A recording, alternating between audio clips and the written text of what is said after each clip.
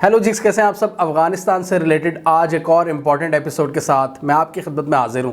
आज की इस वीडियो में हम बात करेंगे अमेरिकन फोर्सेस के कंप्लीट इनखला के बारे में, जो 30 अगस्त रात 12 बजे कंप्लीट हो चुका है। हमने देखा ये तारीखी पिक्चर जिसमें यूनाइटेड स्टेट्स के एक मेजर जनरल अपने तैयारे में एंटर हो रहे हैं और फाइनली उन्होंने अफगानिस्तान की सॉइल को खैरबाद कह दिया है। हम देखेंगे कि इस पूरे इनखला का इम्पैक्ट, इसके बाद पैदा होने वाली सिचुएशन, चीज़ें अब किस तरफ आगे जाने को हैं, और तालिबान प्लस अमेरिका की जानिब से कुछ बयानात सामने आए हैं, उनको देखेंगे।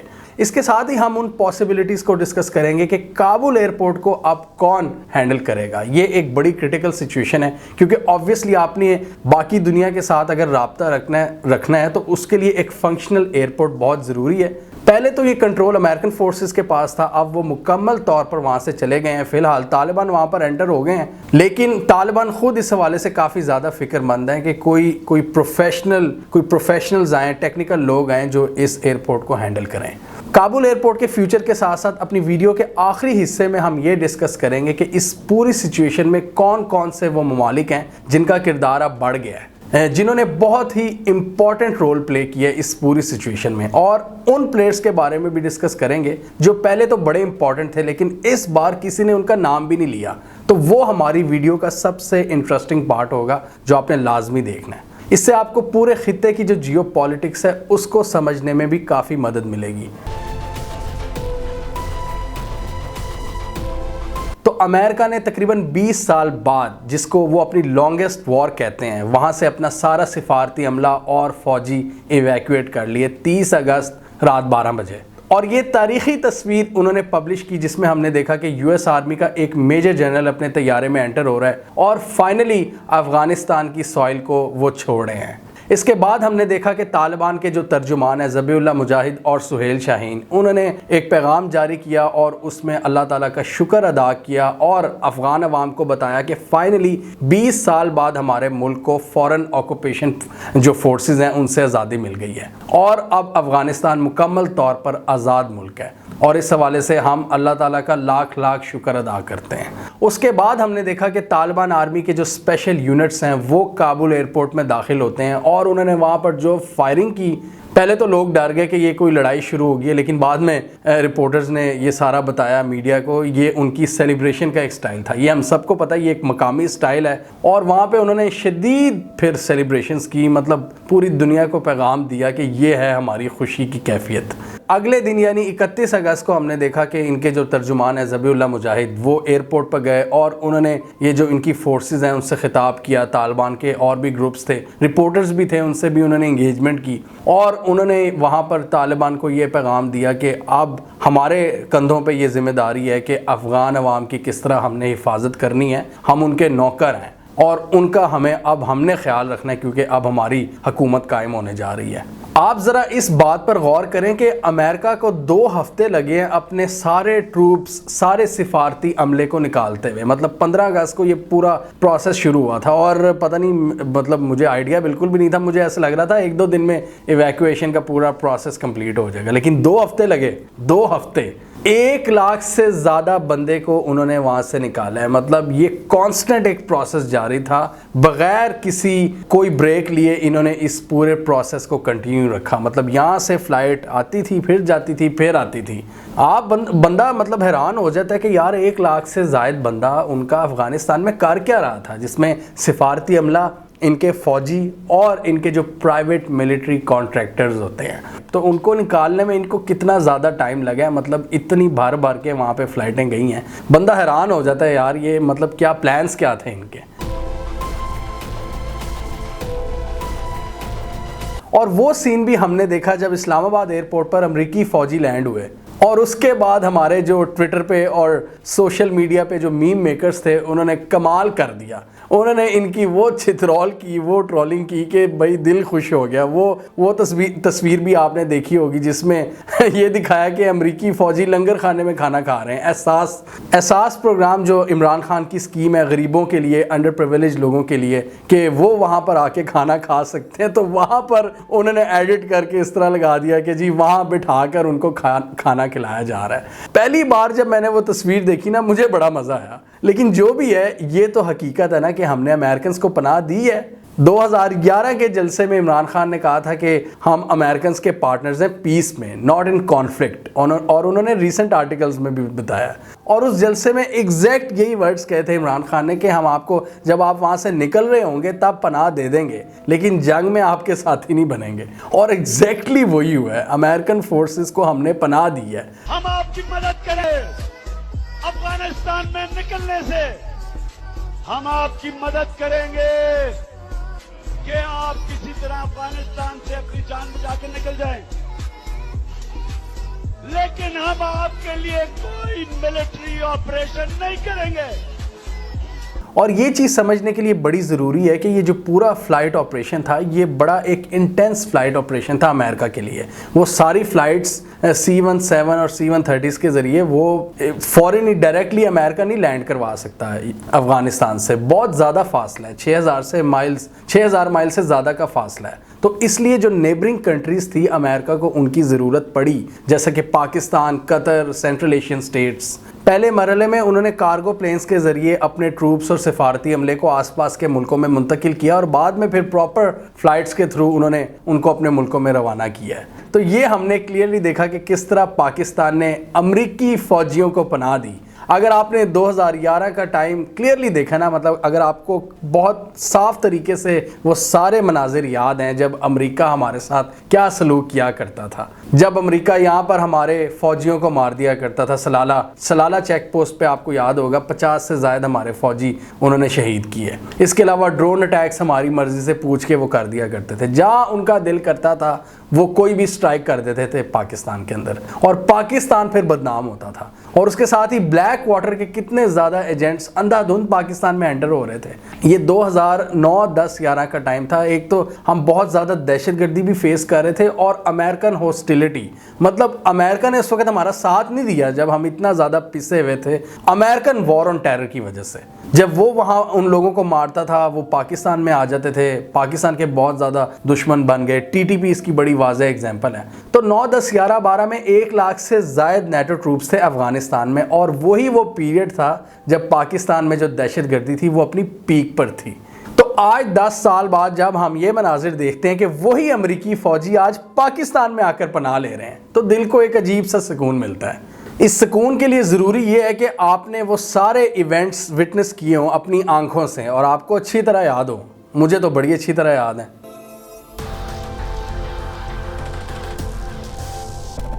تو خیر اب بات کرتے ہیں افغانستان میں آئندہ کے لائحہ عمل کے بارے میں, اسپیشلی کابل ایئرپورٹ کی سیکیورٹی, کابل ایئرپورٹ کے آپریشنز اور لاجسٹکس وغیرہ. وہ اب کون کنٹرول کرے گا؟ پہلے تو امریکی کنٹرول کر رہے تھے آبویسلی, اور پچھلے اگر 6-7 سال کی بات کریں تو یہ ایک کمبائنڈ پروجیکٹ تھا کنٹرول کرنے کا. ایک تو ترکی تھا اس میں, US کی کچھ فورسز تھیں, اور UK, یہ نیٹو کے ہی کچھ کنٹریز تھے جو مل کر کنٹرول کر رہے تھے کابل ایئرپورٹ کو. تو نیٹو کی فورسز تو وہاں سے نکل چکی ہیں. فی الحال ہم نے دیکھا کہ طالبان کے اسپیشل یونٹس انٹر ہو گئے ہیں وہاں پر, اور انہوں نے اپنے حصار میں لے لیا کابل ایئرپورٹ کو. آبویسلی ابھی ان کے پاس ٹیکنیکل لوگ نہیں ہیں جو سنبھال سکیں پورا جو فلائٹ آپریشنز ہیں اس کو سموتھلی ایگزیکیوٹ کر سکیں. اس وقت طالبان کو خود ایک بہت بڑی فکر مندی لاحق ہے کہ کون اس کا کنٹرول حاصل کرے گا. اس لیے اب وہ ڈفرینٹ آپشنز پر غور کر رہے ہیں, پارٹنر سے بات چیت کر رہے ہیں جو ان کے پاسبل پارٹنرز ہو سکتے ہیں کابل ایئرپورٹ کو چلانے کے لیے.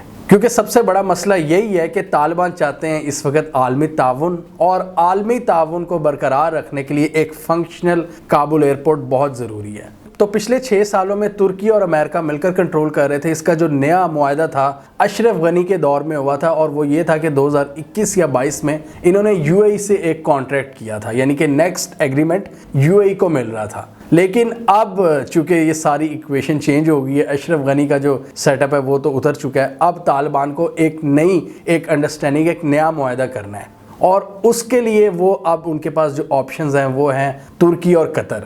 ویڈیو کے آخری حصے میں ہم UAE اور سعودی عربیہ کے رول کے بارے میں بات کریں گے جو سب سے امپورٹنٹ ہوگا.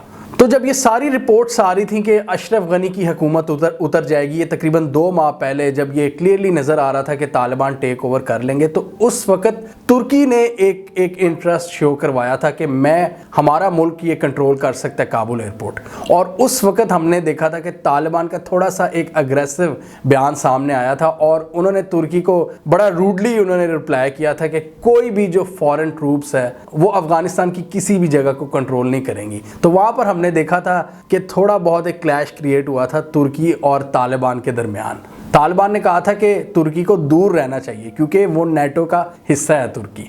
تو اب تھوڑی سی ایکویشن چینج ہوئی ہے، طالبان نے ٹیک اوور کیا ہے، اور ساتھ ہی ہم نے دیکھا جب اتنے زیادہ لوگ موجود تھے کابل ایئرپورٹ کے باہر تو داعش کی طرف سے بہت ہی بروٹل قسم کے دھماکے کیے گئے جس میں بہت سے زیادہ لوگوں کی جانیں گئیں. اس کے بعد سے لے کر ہم دیکھ رہے ہیں کہ ترکی اب کافی زیادہ کوشش ہے اس حوالے سے، وہ اب کوئی رسک نہیں لینا چاہتا. مطلب آپ دیکھ لیں 2 مہینوں میں ایکویشن چینج ہو گئی ہے. پہلے ترکی چاہتا تھا کہ ہم اس کو کنٹرول کریں، اور اب طالبان چاہ رہے ہیں کہ ترکی اس کا کنٹرول حاصل کرے، اور اس لیے ان کے درمیان جو نیگوسیشنز ہیں وہ شروع ہو چکی ہیں. اور اس حوالے سے ترکی کے پریزیڈنٹ اردگان کا بھی بیان سامنے آیا کہ اس کو کنٹرول کرنا کوئی ایزی ٹاسک نہیں ہوگا.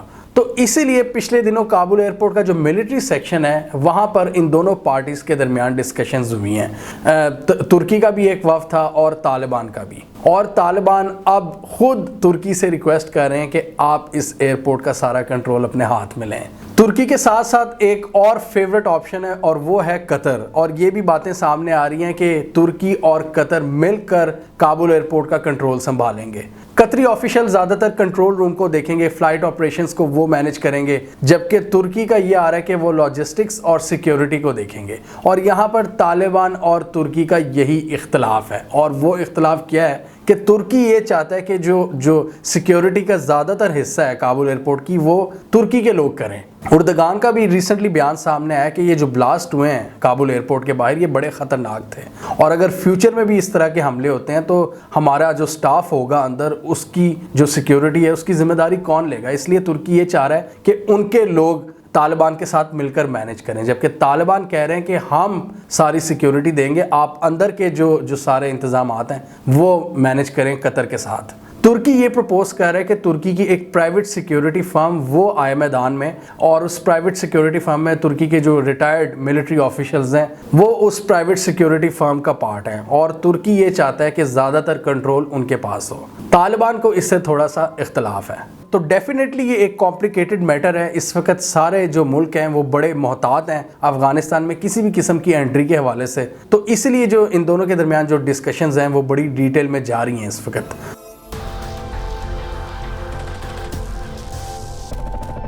اب بات کرتے ہیں اپنی ویڈیو کے سب سے امپورٹنٹ پارٹ کے بارے میں. جیسے ہم نے پہلے ڈسکس کیا تھا کہ ہم یہ ڈسکس کریں گے کہ کون کون سے وہ ممالک ہیں جو اس پوری سچویشن میں ابھر کر سامنے آئے ہیں، ان کا جو کردار ہے وہ بہت امپورٹنٹ ثابت ہوا ہے. اس میں ایک جو ملک ہے جو میرے حساب سے ایک بہت بڑا ونر ہے وہ ہے قطر.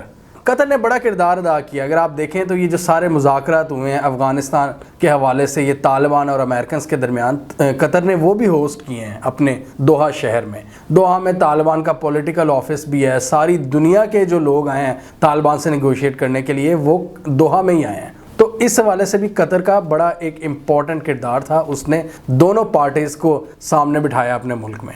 آبویسلی اس میں اور بھی بڑے ممالک تھے جس میں روس تھا، پاکستان تھا، لیکن قطر کا جو رول تھا وہ اس پورے ریجن میں کافی زیادہ میرے حساب سے ایک ونر کا کردار تھا. قطر تھرو آؤٹ اس پروسیس میں شامل رہا ہے. اور امریکنز کی بات کریں تو ابھی جتنا ڈپلومیٹک مشن انہوں نے منتقل کیا ہے افغانستان سے وہ قطر میں منتقل کیا ہے. تو یہ چیز ہمیں بتاتی ہے قطر کی کمال ڈپلومیسی کہ اس نے جتنے بھی کیمپس تھے، جتنے بھی پلیئرز تھے دنیا میں، جتنے بھی ریجنل پلیئرز تھے یا ادھر ادھر کے جو اختلافات ہیں، ان سارے کیمپس کو وہ ساتھ لے کر چلے ہیں. آپ کو یاد ہوگا کہ یو اے ای اور سعودی عربیہ نے 4 سال پہلے ان کا بائیکاٹ کرنے کی کوشش کی تھی اور وہ بھی ناکام ثابت ہوئی. قطر کی جس طرح انہوں نے ڈپلومیسی جاری رکھی، مطلب قطر نے ثابت کیا کہ ایک بہت بڑا وہ پلیئر ہے، اور فائنلی سعودی عربیہ کو دوبارہ ان سے ہاتھ ملانا پڑا. افغانستان کی سچویشن میں ہم نے دیکھا پاکستان، چائنا، روس، ایران، سینٹرل ایشیا، ترکی، قطر، ان سب نے بڑا اہم کردار ادا کیا. لیکن حیران کن طور پر اس بار ہمیں سعودی عربیہ اور یو اے ای کہیں نہیں نظر آئے. حالانکہ ایک دور تھا کہ ہمارے ریجن کے جو مسئلے تھے سعودی عربیہ ان میں سب سے بڑا پلیئر ہوتا تھا، پاکستان ان کی طرف دیکھ رہا ہوتا تھا، ایون انڈیا ان سے مشورہ کرتا تھا، روس ان سے مشورہ کرتا تھا، امریکہ تو تھا ہی ان کے ساتھ، تو یہ سارے کیمپس کو ساتھ لے کے چلتے تھے۔ جو سعودی کنگڈم ہے، یہ ان کا جو پورا سیٹ اپ تھا سعودیز کا، یہ بڑا امپورٹنٹ تھا۔ یہ کیا ہوا ہے پچھلے کچھ سالوں میں کہ ان کی امپورٹنس اتنی زیادہ کم ہو گئی ہے، اور وہ جو سپیس تھی اب وہ آکوپائی کر لی ہے قطر نے۔ 96 سے 2001 میں طالبان کی جو حکومت تھی اس کو صرف 3 ملک تسلیم کر رہے تھے، پاکستان، UAE اور سعودی عربیہ۔ سعودی عربیہ ایک برج تھا طالبان اور ویسٹ کے درمیان، اور آبویسلی اس وقت افغانستان کی جو بھی پالیسی ہوتی تھی وہ جب بھی بنتی تھی تو پاکستان بڑا مشورہ کرتا تھا سعودی عربیہ سے، مطلب پاکستان سعودی عربیہ کی طرف ہی دیکھ رہا ہوتا تھا کہ وہاں سے اگر جسے کہتے ہیں نا مائے باپ، ہم نے مائے باپ کا درجہ دیا ہوا تھا سعودی عربیہ کو کہ اگر وہ شفقت کا ہاتھ رکھ دیتے ہیں تب ہم بھی پھر اپنی پالیسی کو ایگزیکیوٹ کرتے تھے، اسپیشلی یہ ضیاء الحق کے دور میں۔ بعد میں بھی جتنے بھی دور آئے ہیں نواز شریف کے یا مشرف کے، ان سب نے سعودی عربیہ کو بہت زیادہ امپورٹنس دی ہے۔ مطلب ہماری کافی حد تک کہہ سکتے ہیں کہ انڈیپینڈنٹ پالیسی نہیں ہوتی تھی، ہمیں وہاں سے اپروول لینی پڑتی تھی۔ جو 30 سال پہلے ایک الائنس تھا ویسٹ میں، یہ امریکہ یہاں پاکستان اور سعودی عربیہ کا، تو اس میں آپ کہہ سکتے ہیں کہ پاکستان کا جو کردار تھا وہ ایک بچے کی طرح کا تھا کہ اس سے ہمارے سے کام کروائے جاتے تھے۔ لیکن اس بار ہم نے دیکھا ہے کہ پاکستان اپنی جو پالیسی ہے اس کو کمپلیٹلی انڈیپینڈنٹ لے کر چلا ہے۔ تو لانگ ٹرم میں یہ چیز پاکستان کی جو خارجہ پالیسی ہے اس کے لیے بڑی ضروری ہے اور بڑی فائدہ مند بھی ہے کہ پاکستان نے اس بار ایک انڈیپینڈنٹ پاتھ کو چنا ہے۔ مطلب آج سے 25 سال پہلے کوئی امیجن بھی نہیں کر سکتا تھا کہ افغانستان کے حوالے سے کوئی بھی جو فیصلے ہو رہے ہیں ان میں سعودی عربیہ نہ شامل ہو۔ کیا امریکہ، کیا قطر، کیا پاکستان، یہ سب سعودی عربیہ کی طرف دیکھتے تھے، اور اس بار سعودی عربیہ کو کسی نے لفٹ ہی نہیں کرائی، اور وہ جو کردار تھا وہ قطر اور پاکستان نے ادا کیا ہے۔ اور ایران کی بھی اگر بات کریں تو آج اگر اس کے افغانستان میں انفلوئنس کی بات کریں تو وہ آج کی تاریخ میں سعودی عربیہ سے زیادہ ہے، اور یہ سعودی عربیہ کی بہت بڑی شکست ہے کہ آج طالبان کے روابط ہیں ایران سے، مطلب ایران ان سے نیگوشیٹ کر رہا ہے جبکہ سعودی عربیہ ہمیں کہیں نہیں نظر آ رہا۔ اب سعودی عربیہ اور ایران کی ایک لڑائی مسلک کے حوالے سے بھی ہے کہ ایران ایک شیعہ برادر ملک ہے ہمارا، اور سعودی عربیہ اہل حدیث اور وہابی اسکول آف تھاٹ کو وہ فالو کرتے ہیں، تو وہاں پر بھی ایک کلیش آتا ہے۔ تو طالبان جو تھے 96 سے 2001 تک وہ کافی زیادہ جو سعودی عربیہ کی جو اسکول آف تھاٹ ہے وہ اس کو فالو کرتے تھے، اور اس وقت بھی اور آج بھی مینلی تو دیوبندی ہی ہیں طالبان میں، لیکن ان کا ایران کے ساتھ زیادہ ریلیشنز ہونا اور سعودیہ کے ساتھ نہ ہونا یہ بہت ہی ایک امپورٹنٹ فینومین ہے، اور یہ چیز آپ کو بتاتی ہے سعودی عربیہ کی کم ہوتی ہوئی امپورٹنس۔ سعودی عربیہ کا اس وقت جو کم ہوتا ہوا گلوبل رول ہے، یا اسپیشلی افغانستان میں، اس کو ہم اس طرح سے ڈیفائن کر سکتے ہیں کہ آج کے سعودی عربیہ کی بات کریں تو وہاں پر ایک سیریسنس جو ہونی چاہیے قیادت میں، اس کی مجھے کمی نظر آتی ہے۔ ایک کریٹیکل تھنکنگ، دور اندیشی جو ہوتی ہے نا کسی بھی قیادت میں، وہ آج کم ہے۔ ان کے بڑے بڑے زبردست لیڈرز آئے ہیں، شاہ فہد، شاہ فیصل، انہوں نے بڑے سمجھدارانہ فیصلے کیے ہیں، انہوں نے سارے کیمپس کو یہ ساتھ لے کر چلتے تھے، کیا روس، کیا امریکہ، کیا انڈیا، کیا پاکستان، یہ ان کا بڑا کردار تھا، بڑا اہم پیوٹل پوائنٹ تھا سعودی عربیہ، اور آج اس کا کہیں بھی ذکر نہیں ہے۔ آج کی سعودی لیڈرشپ میں مجھے وہ دور اندیشی اور جو سوبرنیس ہے اس کی کمی نظر آتی ہے، جس کی وجہ سے آج سعودی عربیہ افغانستان سے ریلیٹڈ جو امپورٹنٹ میٹنگز ہیں ان میں شریک ہی نہیں ہوتا۔ ایک تو یہ پچھلے کئی دہائیوں سے امریکن کیمپ کا حصہ تھے، اور ریسنٹلی ہم نے یہ بھی دیکھنا شروع کر دیا کہ یہ بہت زیادہ کلوز ہونا شروع ہو گئے اسرائیل اور انڈیا کے۔ میرے خیال سے یہ بھی جو ریزنز تھی نا، مطلب اس میں بھی مسلمان دنیا تھی اس میں بہت زیادہ غصہ پایا جاتا ہے کہ انہوں نے کافی حد تک، کچھ لوگ تو یہاں تک کہتے ہیں کہ انہوں نے مسلم امت سے غداری کی ہے۔ تو آبویسلی جب آپ اپنے سینٹر سے ہٹ جاتے ہو تو اس کا بڑا نقصان ہوتا ہے آپ کو۔ خادم حرمین شریفین، مطلب ہمارے سارے مقدس مقامات ہیں وہاں پر، خانہ کعبہ، مسجد نبوی، تو اس کے جو سنبھالنے والے ہیں، جو اس کے رکھوالے ہیں، ان کو بڑے سوچ سمجھ کر فیصلے کرنے چاہیے، اور آبویسلی پچھلے کچھ 4-5 سالوں میں ان سے کافی زیادہ غلطیاں ہوئی ہیں۔ جس کی وجہ سے آج ان کا کردار بہت کم ہوتا ہوا نظر آ رہا ہے. مطلب آج کی اس پوری ویڈیو میں ہم نے بھارت کا ذکر نہیں کیا کیونکہ بھارت کا تو کوئی رول بنتا ہی نہیں ہے, لیکن سعودی عربیہ کا اتنا گھٹتا ہوا رول یہ بڑی اچنبھے کی بات ہے, اور اس کی کچھ پاسبل ریزنز میں نے اپنی سوچ کے مطابق ڈسکس کی ہیں. اور اس لیے پچھلے 4-5 سالوں میں سعودی عربیہ نے قطر اور پاکستان دونوں کو پریشرائز کرنے کی کوشش کی, اور قطر اور پاکستان دونوں کی کامیابی یہ ہے کہ وہ کافی حد تک انہوں نے سعودی عربیہ کے حصار سے اپنے آپ کو نکالا اور انڈیپینڈنٹ جو راہ تھی وہ اختیار کی, اور اس کا فائدہ ہو رہا ہے ان دونوں ممالک کو, پاکستان اور قطر کو. مجھے لگتا ہے کہ افغانستان کے حوالے سے جہاں پر انڈین فیڈ بیک گیا ہے نا, وہاں پر اس ملک کو نقصان ہی ہوا ہے. بھارت نے اپنا رول تو زیرو کر ہی لیا, اس کے ساتھ ہی اس نے امریکہ, سعودی عربیہ اور UAE کا بھی بڑا نقصان کیا ہے, ان کو غلط اطلاعات دے کے, ان کو غلط معلومات دے کر, جبکہ حقیقت میں بھارت افغانستان کو بالکل بھی نہیں جانتا. اور افسوس ہے سعودی عربیہ پہ کہ اس نے انڈیا اور اسرائیل کے پریشر میں آ کے اپنے جو پرانے پارٹنرز ہیں ان کو بلی کرنے کی کوشش کی. ہمیں کامنٹ سیکشن میں بتائیے آپ کے خیال میں آنے والے دنوں میں آپ سعودی عربیہ اور UAE کا کوئی کردار دیکھ رہے ہیں افغانستان میں, اور کیا محمد بن سلمان جو ہیں, کیا آپ کے خیال میں ان کی جو پالیسیز تھیں وہ کم دور اندیش تھیں, یا ان کی وجہ سے ان کی پالیسیز اس چیز کا سبب بنی کہ آج ان کا جو انفلوئنس ہے وہ ریجن میں کم ہے؟